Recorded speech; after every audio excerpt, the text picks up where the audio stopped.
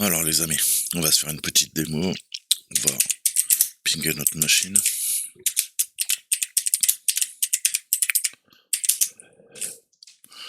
Elle répond.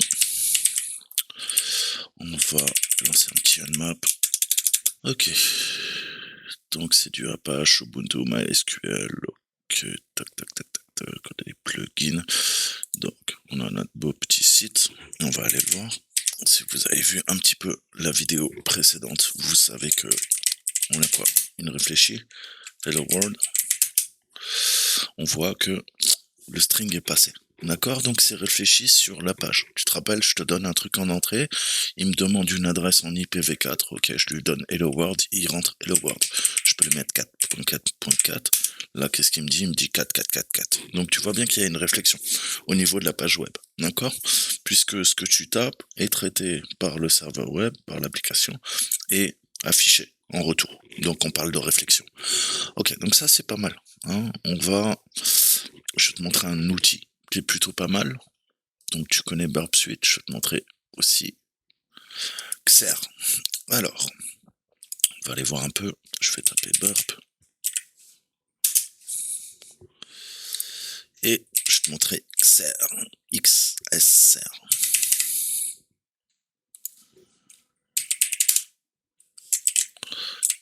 Xer. Voilà. D'accord. Donc, si tu veux, tu verras, tu as plein d'options. Tu peux lancer l'interface graphique avec Xer. Tu vois, tu as beaucoup d'options. Hein, je te conseille d'aller voir pour contourner les WAF, les Web Application Firewall, faire des exploits, des techniques de bypass, utiliser des événements JavaScript, coder tes propres vecteurs d'attaque. Bref, hein, faire des blind XSS, utiliser du get, du post, tout ça, tout ça, tout ça, tout ça. Donc, tu as le wizard aussi qui peut t'aider. Sinon, on utilise BIF. Hein, tu connais BIF? Tu connais pas? Bah, va voir BIF sur Kali. Hein, ça permet de générer des vecteurs d'attaque XSS quand on s'attaque à des entreprises, quand on fait du pentest, hein, je te rassure. Donc voilà, ça permet vraiment de faire des attaques évoluées. Je vous mettrai une preuve de concept, hein, comment attaquer un routeur pfSense. Je vous ai mis en description de la précédente vidéo. Je vous le mettrai également là. On pense tout le temps qu'une XSS. Hein. Je vous montre les exemples basiques. On va pouvoir injecter du code, on va pouvoir récupérer des cookies, les coordonnées GPS d'un utilisateur. Ouais, c'est marrant. Mais on peut aller bien plus loin, hein, puisque si on peut faire du remote code exécution de code arbitraire, on peut récupérer un reverse shell en route sur ton routeur. Ça peut faire très mal. Donc voilà, hein, allez voir. Il y a beaucoup de choses, hein, il y aurait beaucoup de choses à dire. L'outil est plutôt vieux, hein, je crois que ça date de 2015. Mais écoutez, hein, franchement, c'est dans les vieux pots qu'on fait la meilleure confiture.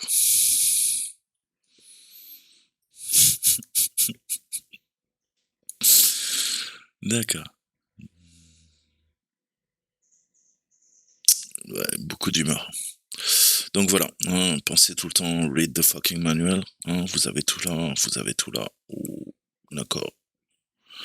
Donc voilà, allez voir les conférences, hein, quand je vous dis, là, vous avez 184 pages pour apprendre les XSS, vous avez le repo qui a dû être mis à jour.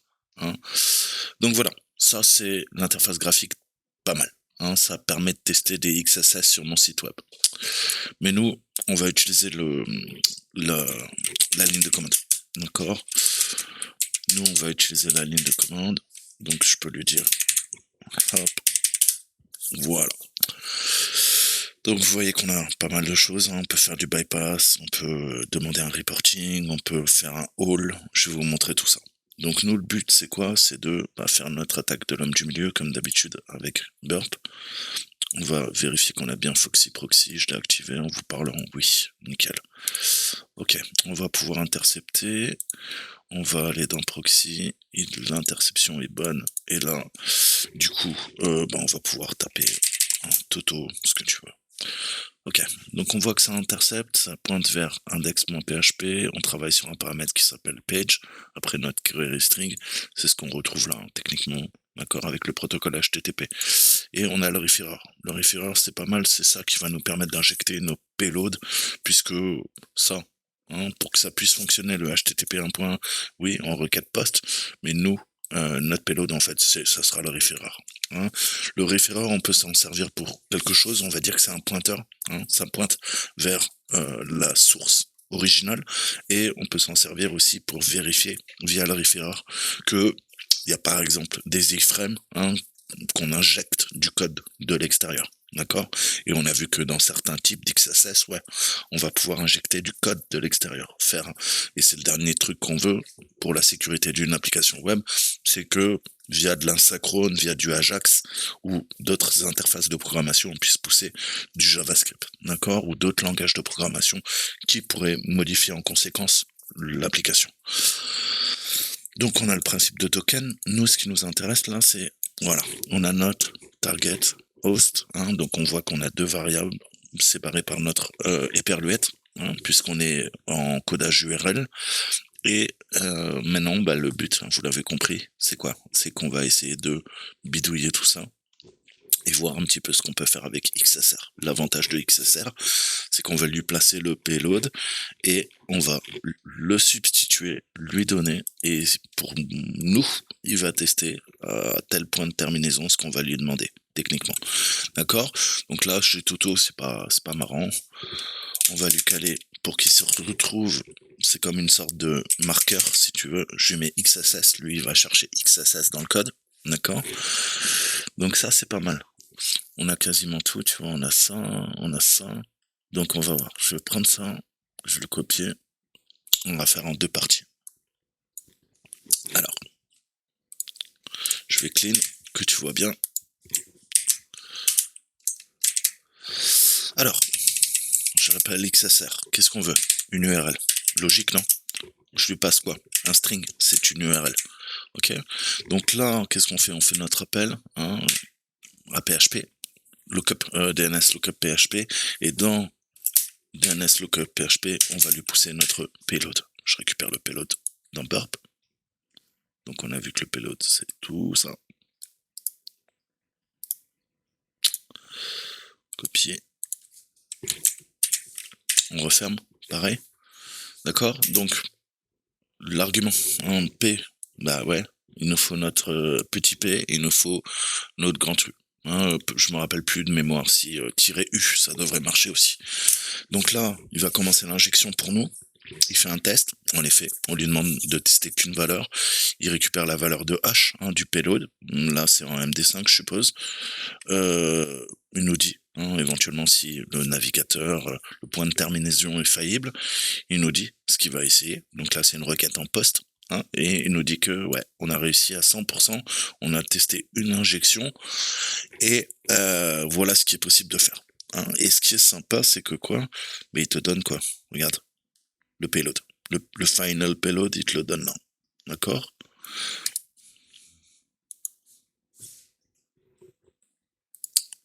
Voilà.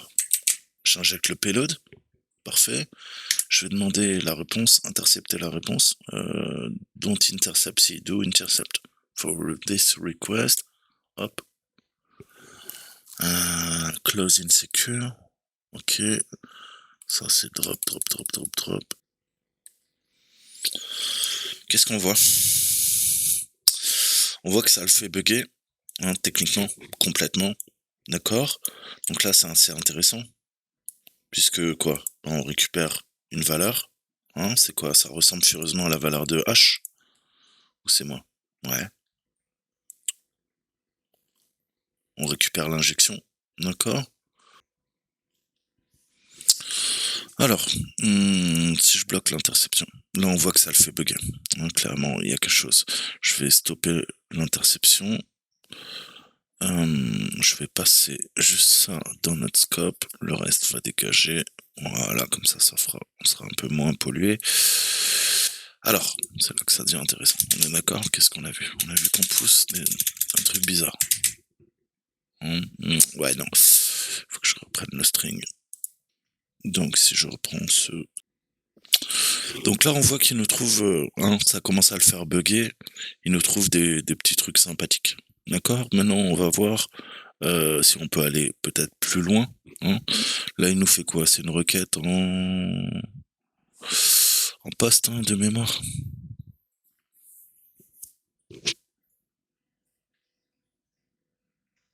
Ok.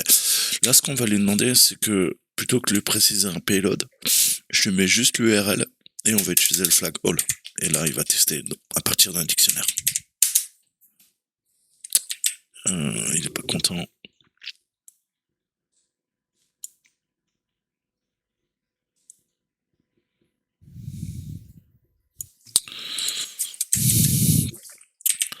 Alors, on a utilisé ça, on peut utiliser le switch auto.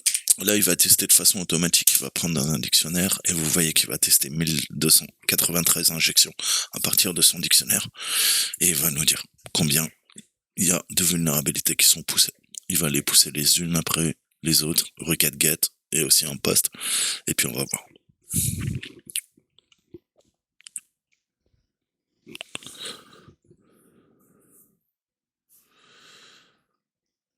Voilà, là il nous dit qu'il y a 1291. Il y en a 4 qui ont foiré, il y en a 1287, il est sûr à 99,69%. Donc on a 1287 injections possibles, d'accord. Donc vous avez le X report row qu'il faudrait trouver, qui doit être là, qui doit être find type, je veux un fichier, non, je peux ça, redirection des erreurs pour pas être pollué. Pardon. Ça devrait le faire. Voilà, il est là. Donc, à mon avis, il va être fatoumatesque. Qu'est-ce qu'on peut faire? Cut. On va faire un word count déjà. Word count L. Là-dessus, ça dit quoi? Ouais, il y a plus de 20 000 lignes, donc c'est violent. Voilà. Donc là, vous avez toutes les injections, d'accord? Avec target host, tout ça. Ok. Ça dégage, j'envoie, je forward. Qu'est-ce qui se passe? Bim. On voit que ça passe. Donc là, vous voyez que l'avantage de XSR, c'est que il vous génère des charges utiles. Après, à vous de les modifier en conséquence. Mais on voit parfaitement qu'on commence notre injection. On a vu qu'on commence à bidouiller le DOM, les trucs s'affichent là. Après, ça nous affiche le user agent, plein de métadonnées, comme si on récupérait une partie des logs. Après, ce qui était là descend en bas. On commence à bidouiller totalement le DOM, à le modifier. Ça veut dire qu'on est en train de s'échapper de la div. Techniquement, on est en train de faire de l'injection dans le code source en HTML et on sort de nos balises. C'est toutes les techniques d'attaque que je vous avais déjà présentées. Et là, on voit que ça fait le taf également. D'accord. Donc là, on a 1284 failles qu'on peut venir utiliser et c'est plutôt intéressant pour nous.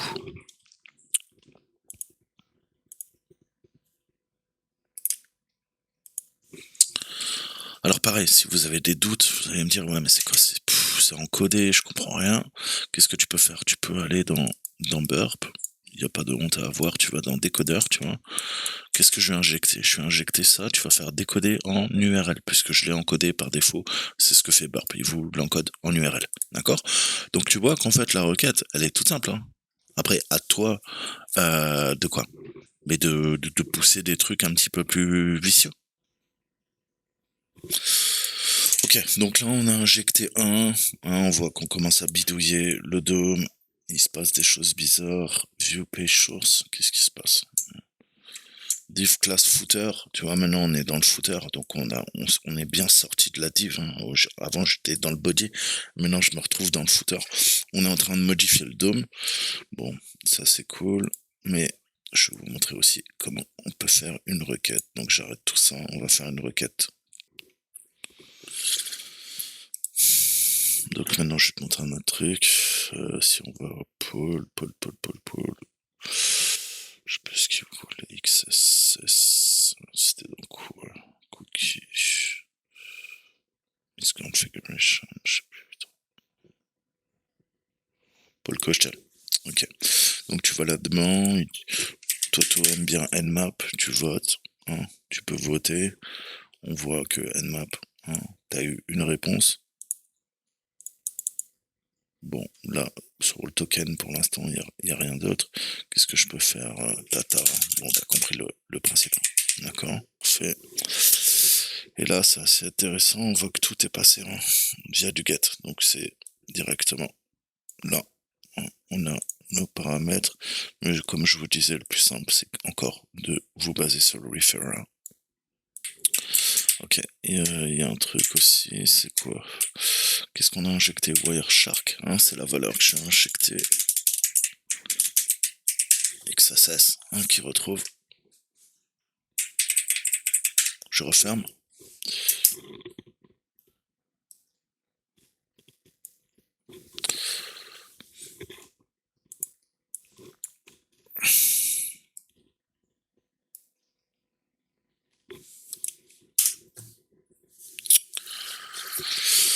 Donc il teste une injection, juste une, et on voit qu'elle marche. Elle a trouvé un vecteur, et il nous génère, encore une fois, le payload. Intéressant. Donc pareil, je sais pas pourquoi ça pousse un bug, mais si j'injecte directement, on voit que il dit 1. Ok, donc on voit que, pareil, on peut commencer de l'injection, on a pété un truc, hein, on injecte quoi? On injecte un truc qui fait pas partie de la liste, hein. Pareil, on voit que c'est vulnérable, on commence à péter l'application, d'accord? Je peux lui donner des choix qui sont pas présents dans le code source de l'application. Donc tu vois bien qu'on commence à l'attaquer, puisque je peux commencer à injecter n'importe quoi. Là, ça a injecté le hash, la valeur de hash. D'accord? Maintenant, on peut injecter, c'est ça qui est utile aussi, c'est de faire notre custom payload. D'accord? On a vu que à cet endroit-là, ouais, on peut injecter. Qu'est-ce que je peux lui dire? Je vais lui dire FP, ça c'est pour injecter mon propre payload. On va lui injecter quoi? Si on veut tester un simple alerte, un alerte 1 fera parfaitement l'affaire. Et je referme. D'accord? Alors, j'ai mis des doubles, il faut que je referme en double. Il teste notre payload. Ok. Et il nous dit que ça marche.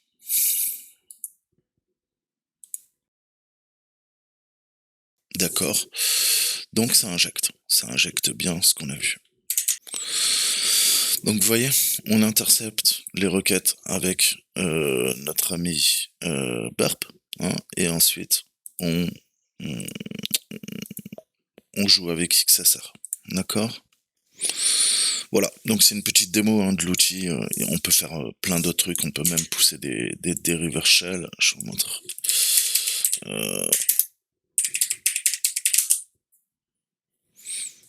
D'accord? Donc vous pouvez utiliser le reverse check. Je vous laisserai aller regarder.